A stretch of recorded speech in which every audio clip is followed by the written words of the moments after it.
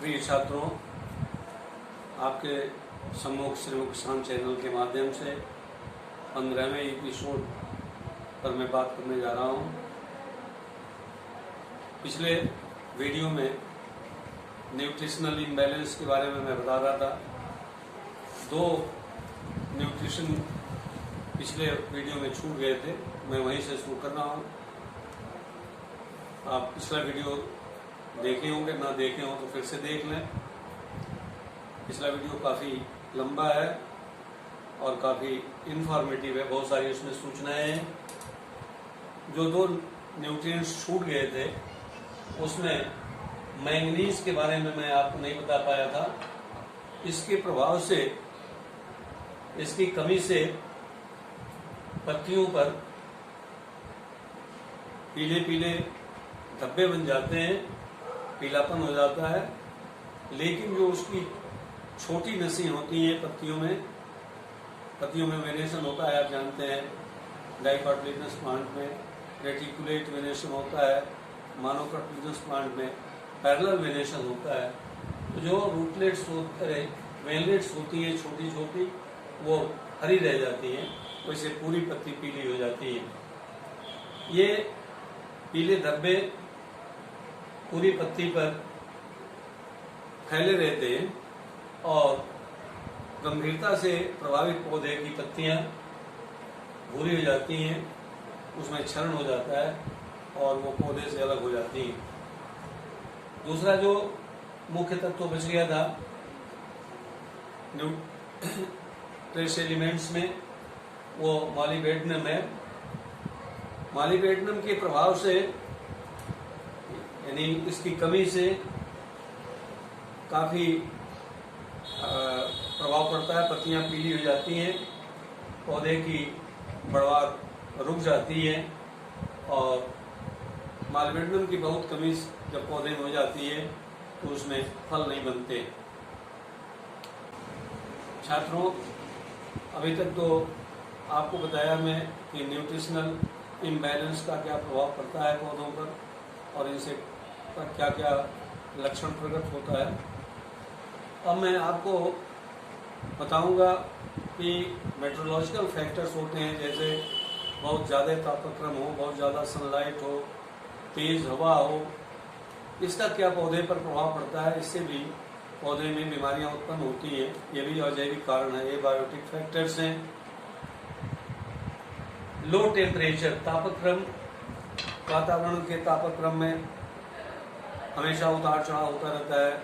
कभी कभी टेम्परेचर बहुत ही गिर जाता है तो लोग कहते हैं पौधों को पाला लग गया। ये पाला क्या होता है छात्रों? पत्तियों में की कोशिकाओं में पानी रहता है और जब टेम्परेचर अधिक हो जाता है, कम हो जाता है, तो ये पानी जमने लगता है, जिससे इसका वॉल्यूम बढ़ जाता है पानी का, और जिसके प्रेशर से पत्तियां फट जाती हैं तो ऊपर खुरदरा दिखाई पड़ने लगता है, धब्बा दिखाई पड़ने लगता है। और अरहर की फसल इससे कम टेम्परेचर में बहुत प्रभावित होती है। इसमें पाला लगी जाता है, फ्रॉस्ट ऑफ फीजन पी। अरहर की फसल देखते देखते यदि जिस साल टेम्परेचर काफ़ी कम हो जाता है, अरहर की फसल समाप्त हो जाती है। हाई टेम्परेचर में जब तब तापक्रम बहुत अधिक हो जाता है तो एक पौधा है मक्का, जिसको हम इंडिकेटर प्लांट भी कहते हैं। पत्ते का जो ये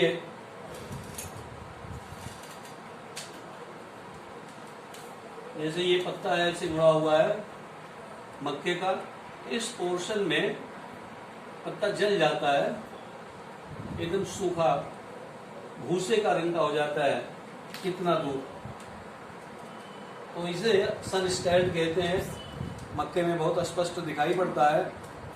साथ ही टमाटर के फसल पर भी ये जला हुआ लक्षण दिखाई पड़ता है, ये सन scaled of tomato.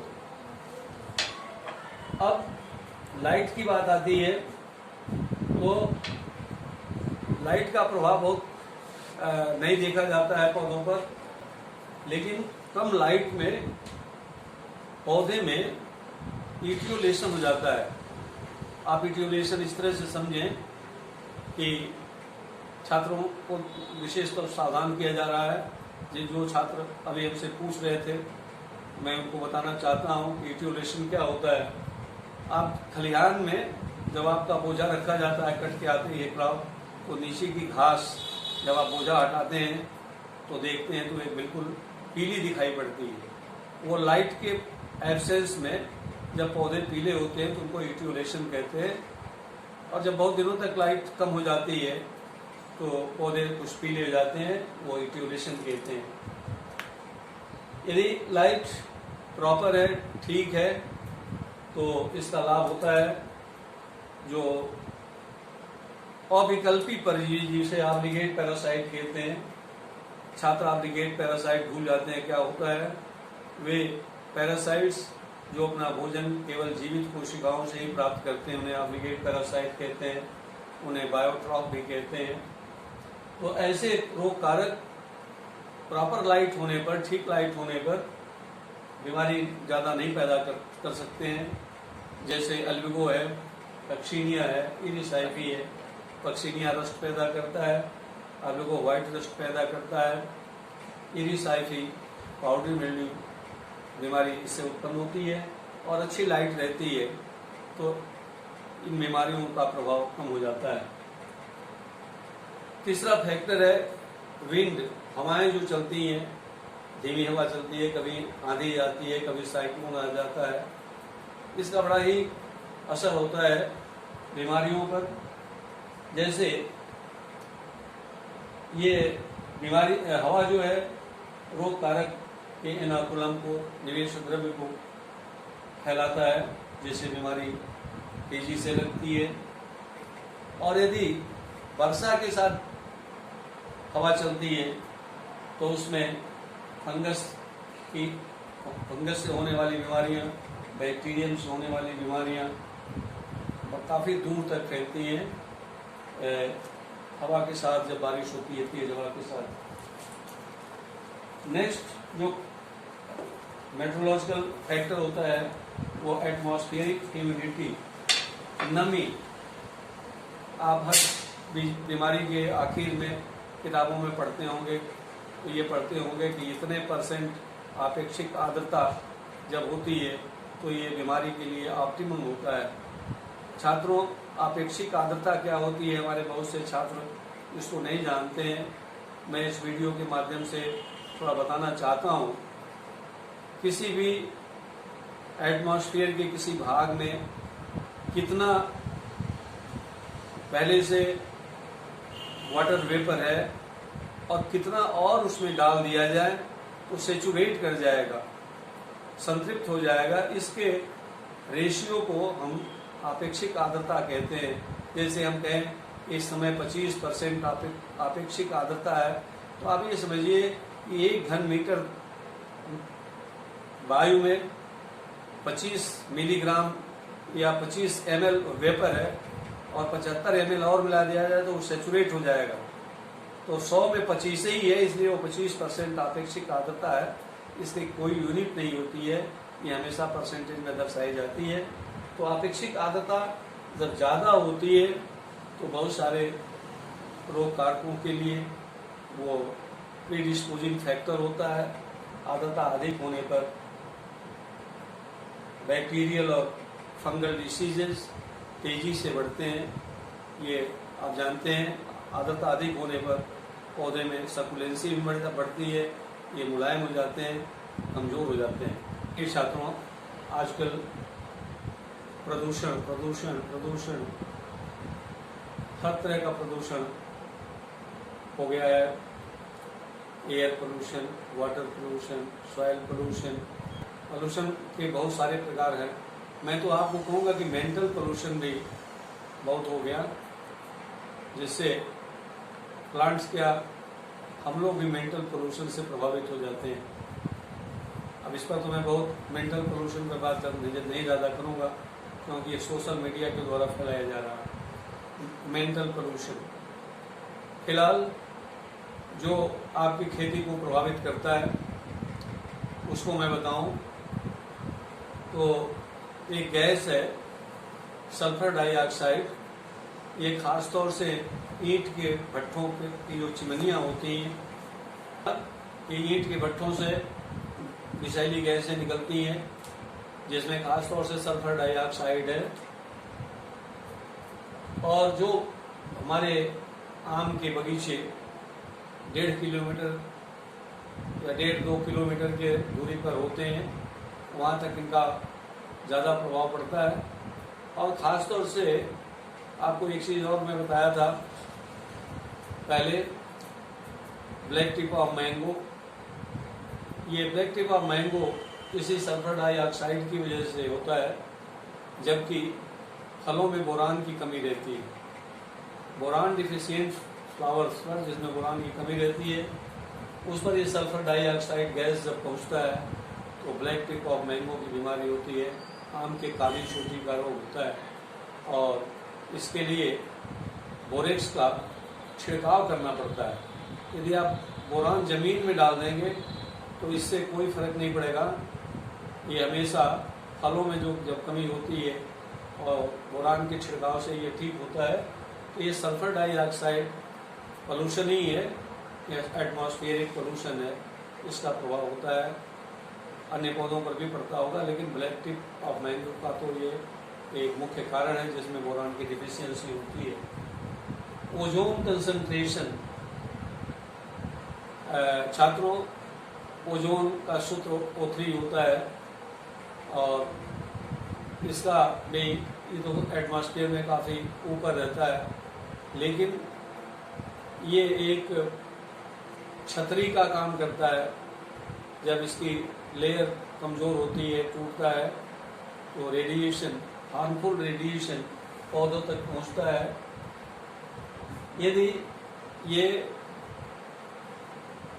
0.03 ppm part पर मिलियन यानी 10 लाख भाग है, उसमें 0.035 भाग यदि ओजोन है, इससे ऊपर है, तो ये और 4 घंटे के लिए पौधा उसके संपर्क में रहेगा तो उसमें पनैले धब्बे बन जाएंगे पत्तियों पर।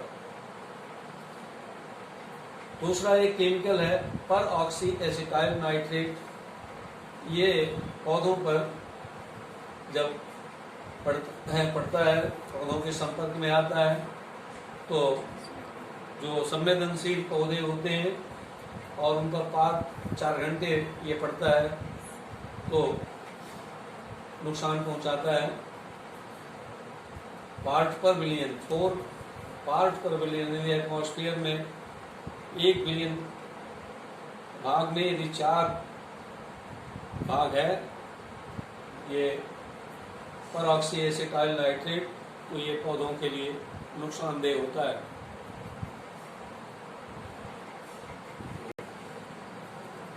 अभी मैं बता रहा था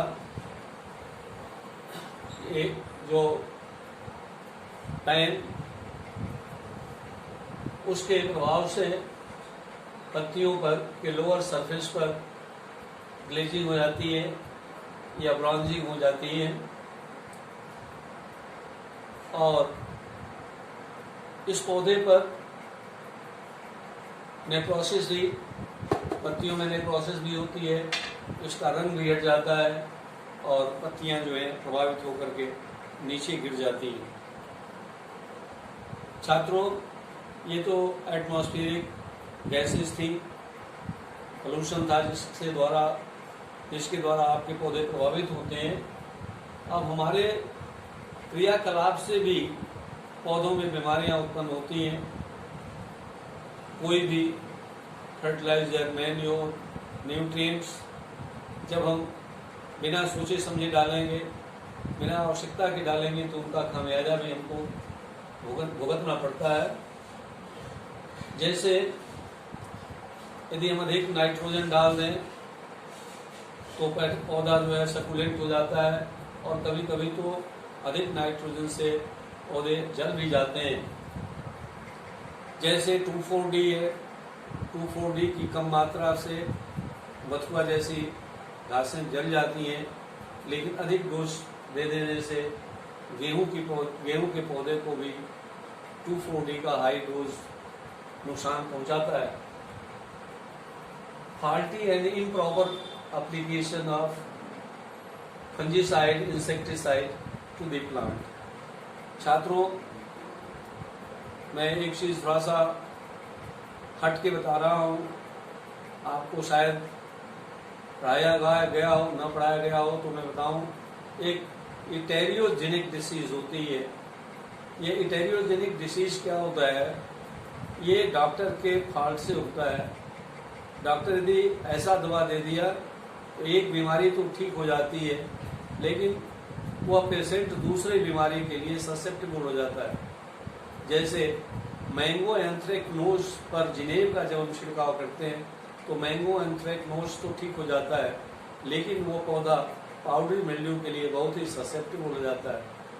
तो इन बातों का भी एप्लीकेशन के समय में ध्यान रखना चाहिए।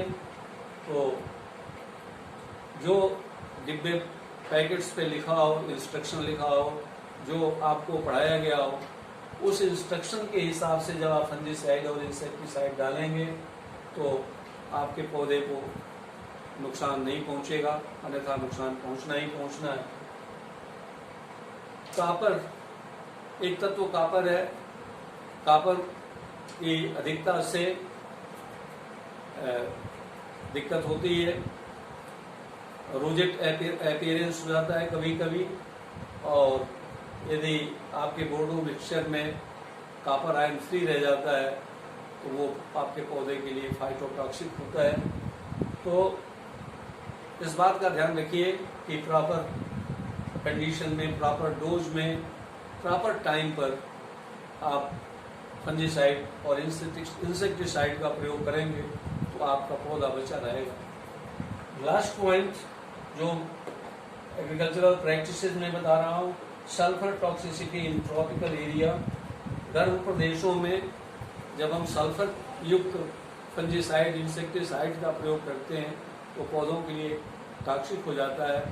और आपको बताया गया है या बताया आगे चल के बताया जाएगा कि सल्फर पेस्टिसाइड का प्रयोग उसी समय करें जब तेज धूप न हो, कम धूप में इसका प्रयोग करें तो आपके पौधे के लिए ये टॉक्सिक नहीं होगा। इसके अलावा भी हमारे पास और भी एग्रीकल्चरल प्रैक्टिसेस हैं जिनका मुझे ध्यान देना चाहिए।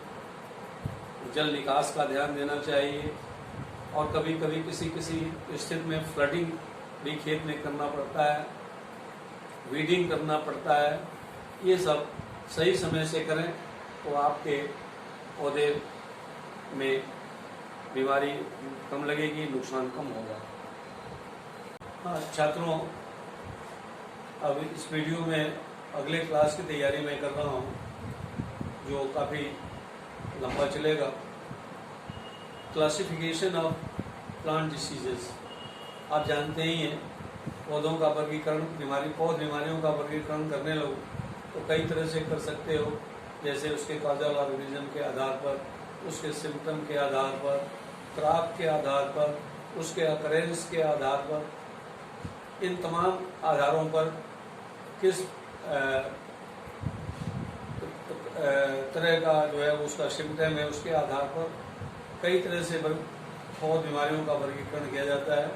आज मैं इसी वीडियो के साथ थोड़ा प्रारंभ कर दे रहा हूँ, आपको इनिशिएट कर रहा हूँ, स्टिमुलेट कर रहा हूँ कि आप अगला वीडियो क्लासिफिकेशन के लिए देखने के लिए तैयार रहें। अब मैं पहला जो क्लासिफिकेशन का आधार लिया हूँ, ईटियोलॉजी के आधार पर। आप जानते हैं ईटियोलॉजी किसे कहते हैं? Study about cause of the disease is called etiology. बीमारी के कारण का अध्ययन जो होता है उसको ईटियोलॉजी कहते हैं। तो ईटियोलॉजी के आधार पर बीमारियों का वर्गीकरण किया गया है।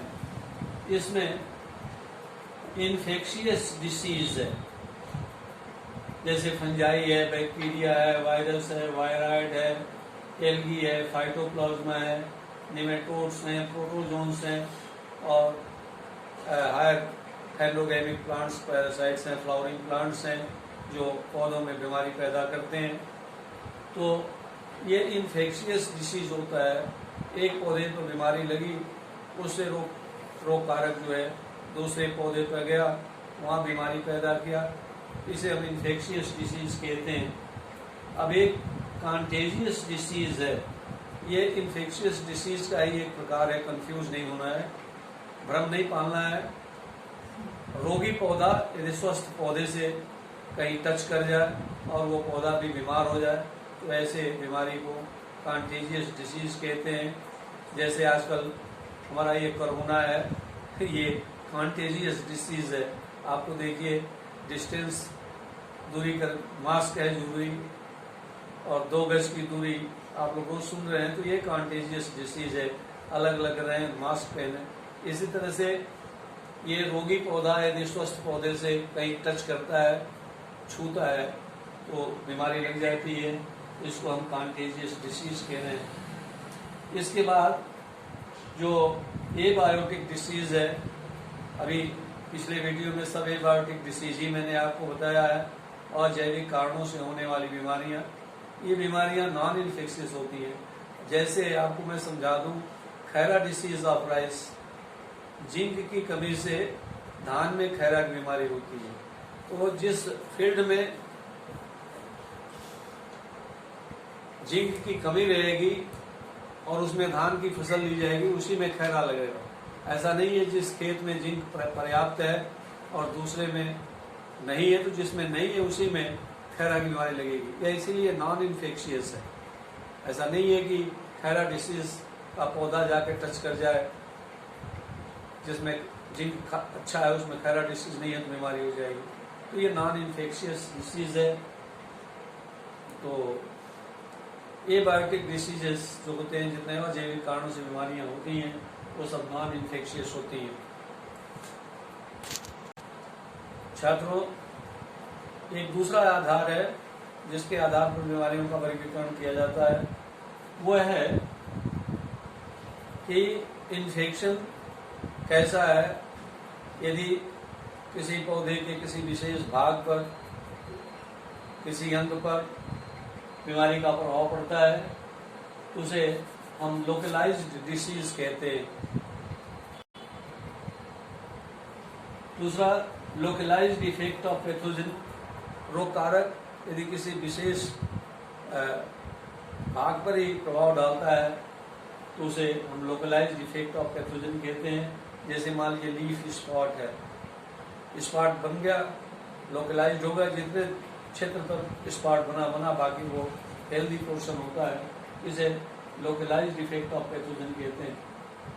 इसके बाद सिस्टेमिक डिसीज है।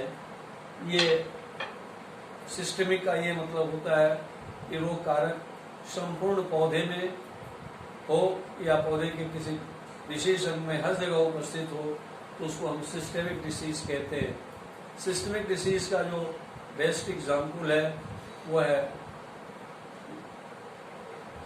Loose smut of wheat, covered smut of barley, grain smut of jowar.